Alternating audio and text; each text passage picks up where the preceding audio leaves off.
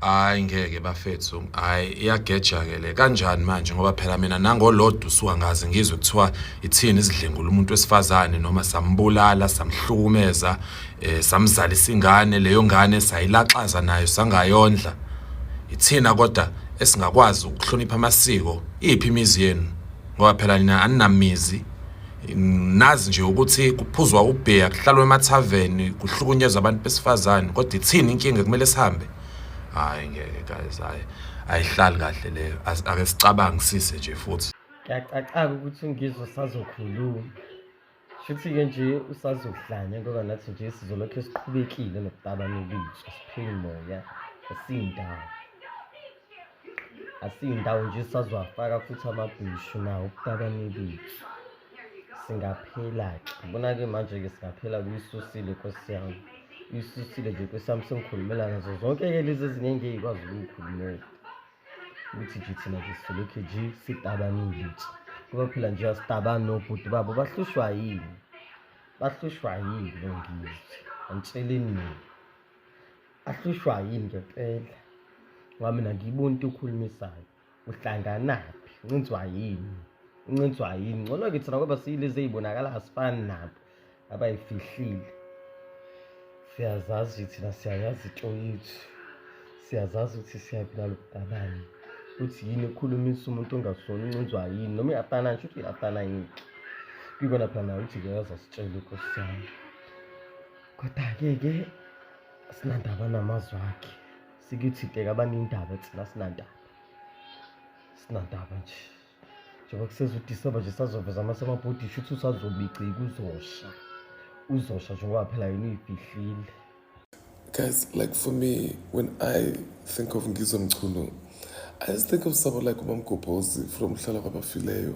Like I think of Isqhaza, you know, like just a thing, like a jester, you know, the local person, Ohlegayo, you know, when they come, you know, like on Skeem Sam, who was the guy who always used to speak English on Skeem Sam? That's what Ngizwe Mchunu is to me. Like, it's very serious when someone is being homophobic, but also I just think of his track record when I think of him. Like, I think of the fact that he's banned by Fly SA Fair, and because he just didn't want to sit down. Like, this is a person who absolutely exercises his free will. He was going up and down to court for inciting the remember when people were looting in KZN and for looting? And then the other time, he was also being homophobic earlier this year. And then there's so many times, like, he is in political spheres and he's also like a presenter and stuff, but he's never in important things. Like, why aren't they giving him a position in government to do stuff, man? Even in local government or like local councillorship. And also, like, even when they do corruption, they don't include him there as well. He doesn't make headlines for being part of important things or not being part of important things. And like, even his peers in politics don't rate that guy. Yo, I don't rate that guy at all. Like, not at all. Okokuqala nje majority of Zulu men bangama-power bottom. Ama-power bottom. That's why bethanda ukuchatha kangaka. Like, i-chance abayitholayo nje bayachatha, they douche. Because bahlezi be-prepared. Ama-power bottom. So bayangixaka manje. Bayangixaka sebenza ngathi ba-against. No. Ukufaka izinto ey'nqeni nje into abayijwayele. Bakujwayele. Wena ngizwe Mchunu. No. Ayikho right lento yenzayo. Hayi sengizwile hayi ngizwile shem. Mase uthinta itabane. Uthinta mina phela ngoba ngizele nami. Ngizela isitabane. Angithi wena unaso isitabane. Angithi wena unezingane zamantombazane nezingane zabafana. So uzothukane uthi ayikho lento ezulwini. Ikhona lento ezulwini. Ikhona ngikutsheleke mina. Ingilosi zaJesu zalahlwa la ingilosi zaNkulunkulu ukuthi mazize la zizoyenza izingane zizolala nabafana kuzokhona ukukhandeka izitabane. Buka ke wena ngizwe ngiyakufisela ke namhlanje ngathi ungathola isitabane. Siboneke ukuthi uzosibulala yini. Yeka ukucula la. Singabazali thina. Sizela awuzali wena ufaka ispam nje awuzali. Ziningabi abomama abazela izitabane baningabi emhlabeni abangazi ukuthi bazenzeni manikhuluma kanje. Mina ngiyakuvimba ke ubuzo ngibulala ngoba uhlulwa nje ukuthi ukhuze nje la uhlala khona eNatali nani zonke le igemegeme zakho. Wena udume nje ngokuthi ukhuza abaculi bakho hlukane nezitabane ukuthi futhi uphume nje kusomizi. Phume kusomizi uphume ku bathu bani lo mfana lo waku Big Brother. Uphume ku Sweet Guluva sisitabane. Ungathi uthi umuntu mayiphila nesitabane bese wena sozobiza yonke lento ngokuthi izitabane ngoba ziningi nawe izitabane ohlala nazo ungazazi ukuthi izitabane na. Awuphumeke lapho. Phuma lapho sizela izitabane ke thina. Asizenzi. Ingoba nje sizela izitabane siphiwe. Ngeke ke siyishise, ngeke siyilahle, ngeke senzeni. Yeka ke lo msindo wakho ukuthi uzolokucula. Ucula kakhulu, ucula ngezitabane.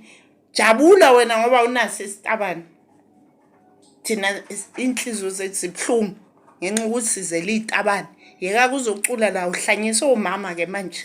Omama bangakhulumi mina ngizohlanya ke ngesami isitabane ngoba ngizela isitabane na. Yeka ubiza abantu ngezitabane kwazelaphi ukuthi nawe uyisitabane wena qala. Nawe uyisitabane wena. Awuhlukane ke nezitabane ngoba umuntu oseva kwezinto uyileyo nto. Ngizokutshela ke mina namhlanje ungibulale vele ngimdala ngogogo ngizofa noma yinini kodwa nawe uyisitabane ngoba ubhizi emva kwezitabane. Awenzi into zakho zemculo ngizwe. Hayi ngeke sokhathala uwe phela. Futhi uyamemeza la, umemeza ngezitabane abantu bazelwe yithi. Awuhlukaneke nezitabane. Awuhlukaneke nezitabane wena ungasisi isitabanekazi ndini. Hayi bafazi ngeke bafazi inyanga yami isanda kuqala. Ayiza kabi inyanga yami man ayiza kabi. Hayibo. Sigaxa after sigaxa. Ngapha angazi ke kubaba ngizwe sithini into yakhe naye ngempela ngamagay ithini vele. Wa interested kangaka kumagay wa complain kangaka ngamagay wakhala ngeimvunulo eyakhe lemvunulo umthetho khona. Eyakhe lemvunulo akayithathe yonke ke moyo ngcwele akayiqoqe yonke imvunulo. Omama lapha no baba umthetho emarket abamnike ke imbadada bemnike yonke imvunulo ngoba yeyi kuyacaca ke manje ukuthi ufuna kube yakhe imvunulo ufuna amagay onke lamahle athathwe uyena ayikhide nje ngeke.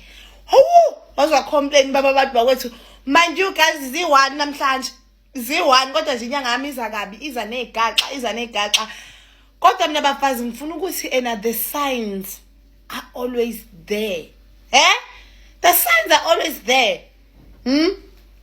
Lento dakhe ekhulumela safuthi ekhuluma kuze kuyovalwa kubuya inkosi uJesu ehlezi igxeka yonke into izenza ngathi yena ilungile yazala emhlabeni azela uzolungisizwe izwe thina salifica leonakele linje qhubeka kugcine khona abantu uyabona njengoba nje ebeze izinto elungisizwe nje manje sekuphuma igaxa manje uyabona nje manje ngiyalunga ngena embedeni ngiconnecta kahle iWi-Fi ngilindile ukuthi uDominic eze nezigaxa ngoba phela sezizwile ukuthi njobe ekhala kangaka ngamagay nje umnomzane Tho wayiconsa amathe evevezela umlomo ebona uDominic ekhala ngokunganaka ukuthi wazwanga nginaka nkosazana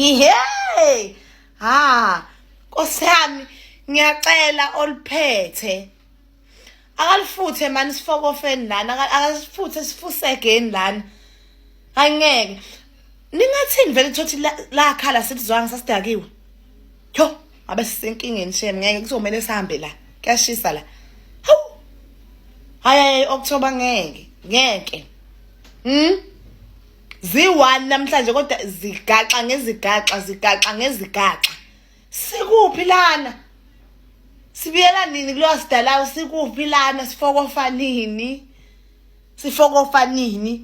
I-transport sizohamba ngani nxa sesifokofa yo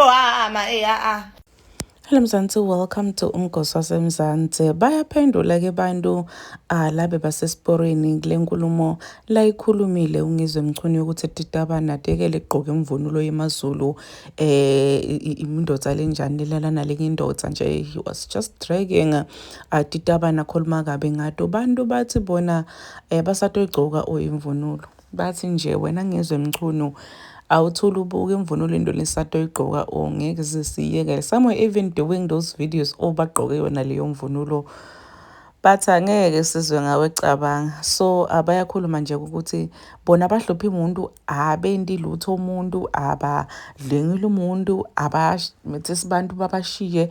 But why bantu are they always on their case kesana? Why bantu bahlala babalanzelela angemuva? Khona makekele ngimfakile naye bekakhuluma uthi yena ke unemntwana wesitabane, so Titabane taNkulunkulu edidalwe uNkulunkulu naseBhayibhelini bethi khona so some people were saying ukuthi uyakhuluma luma kukhuluma iqiniso, but some were saying ukuthi hambolala make delete TikTok make, some were just dragging loya make for inkulumo yakhe. Please do comment ukuthi oniqabangani ngaloku lokwenziwe ngizwe netimpendulo talaba labaphendulako. Mina nawe siyobonana kulenye lensha letake video. I am signing out. Goodbye.